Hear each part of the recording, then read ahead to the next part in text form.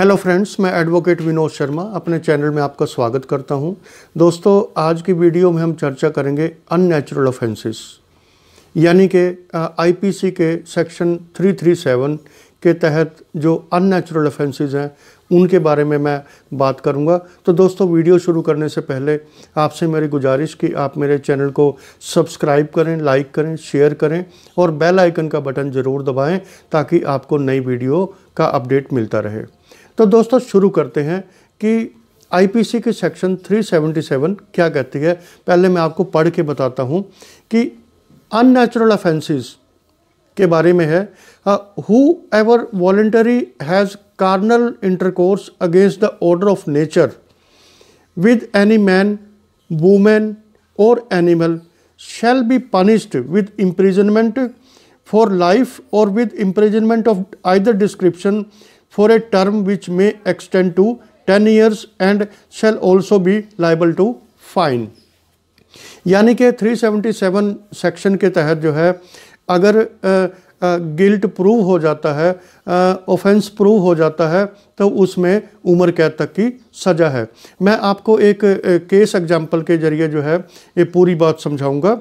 और इसमें जो मेन पॉइंट होता है इसको प्रूव करने के लिए कि penetration is sufficient to constitute the carnal intercourse necessary to the offence. Penetration इसमें जो है एक मेन कंपोनेंट है जो ये प्रूव करता है कि ये ऑफेंस जो कार्नल इंटरकोर्स का ऑफेंस हुआ है ये वाकई में जो है साबित हुआ है।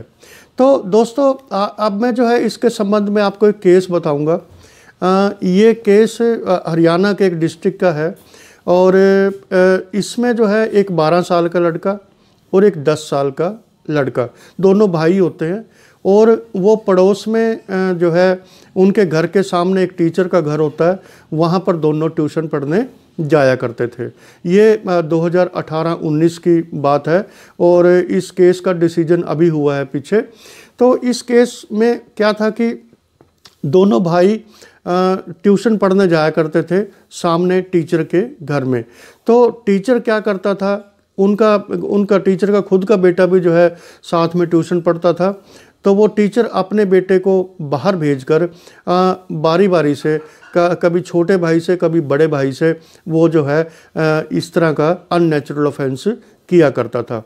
तो दोस्तों, कुछ दिनों के बाद जो है ये सिलसिला काफ़ी दिन तक चलता रहा। कई ओकेजन्स पे जो है अक्यूज़ ने दोनों भाइयों के साथ जो है कार्नल इंटरकोर्स किया और जो दूसरे अननेचुरल तरीके हैं सेक्स के वो उनके साथ किए।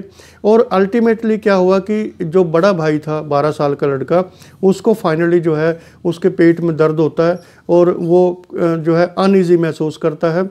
तो उसको हॉस्पिटल में एडमिट किया जाता है उसके नाना के द्वारा, क्योंकि वो जो है बच्चे अपनी माँ के साथ नाना के घर में रहा करते थे। तो डॉक्टर ने जब एग्जामिनेशन किया तो पूरी बात समझ में आई डॉक्टर की कि जो इनके बच्चों के ऊपर जो है, जो बड़ा लड़का ख़ास तौर पे था वो ज़्यादा विक्टिम था उसका जो है टीचर का।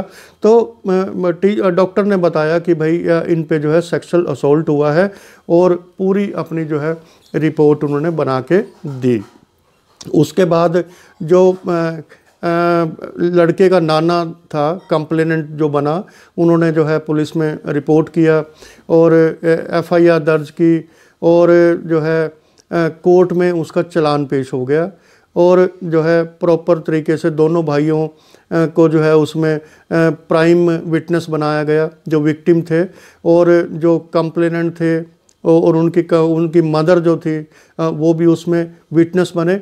लेकिन दोस्तों, इस केस में जो है एक बहुत ही महत्वपूर्ण चीज़ ये है कि ऐसे केसेस जैसे मान लो रेप के केस हैं, दूसरे सेक्सुअल ऑफेंसेस के केस हैं, इसमें जो डॉक्टर की टेस्टिमनी होती है, डॉक्टर की गवाही होती है, वो बहुत ही महत्वपूर्ण होती है।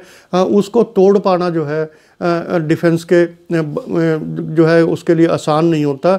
इसलिए डॉक्टर की गवाही इस केस में भी बहुत ही महत्वपूर्ण हुई और डॉक्टर ने जो है पूरा एग्ज़ामिन करके बच्चों की बॉडी का एग्ज़ामिन करके उन्होंने बताया कि कैसे जो है पेनिट्रेटिव सेक्सुअल असोल्ट हुआ उनके खिलाफ, और क्या क्या उनको इंटरनल इंजरीज हुई हैं, ये सब उन्होंने जो है अपनी रिपोर्ट में लिखा। लेकिन दोस्तों जैसे ही ये जो प्रोसिक्यूशन का जो एविडेंस था वो ख़त्म हुआ, उसके बाद डिफेंस का एविडेंस लिया गया। डिफेंस के एविडेंस में उन्होंने जो है एक बहुत ही कंकोक्टेड टाइप की स्टोरी बनाई डिफेंस में, कि जो है ये जो आरोपी है, जो कंप्लेनेंट के सामने इसका घर है, और जो है ये अपने गाय के जो काउडंग हैं वो जो है हमारे घर के सामने रख दिया करते थे। इस वजह से जो है इनमें जो है 1 तारीख को झगड़ा हुआ, एक दिन झगड़ा हुआ, और ये झगड़ा इतना बढ़ गया कि जो कंप्लेनेंट है नाना और उनकी जो बेटी है, जो मदर है बच्चों की, उन्होंने कहा कि हम तुम्हें जो है देख लेंगे, और जिसका नतीजा ये हुआ कि उन्होंने अक्यूज़ के खिलाफ जो है केस दर्ज करा दिया। इस संबंध में जो डिफेंस था उसने 4-5 पड़ोसियों के जो है एविडेंस करवाए, लेकिन जितने भी एविडेंस कराए सब ने यही स्टोरी बताई कि जी इस तारीख को झगड़ा हुआ था, और जो है इन्होंने कहा था कि हम तुम्हें देख लेंगे, और इन्होंने बदला लेने के लिए हमारे खिलाफ जो है ये केस करवा दिया। एक गवाह ने कहा कि जी ये बहुत ही मेरिटोरियस, बहुत ही टैलेंटेड टीचर है, इनकी कोचिंग की जो है एकेडमी रही है, और इनके बच्चे बहुत बड़ी बड़ी पोस्टों पे जाते हैं, मेरिटोरियस स्टूडेंट्स प्रोड्यूस करते हैं, और इन्होंने इतनी एजुकेशन ली है।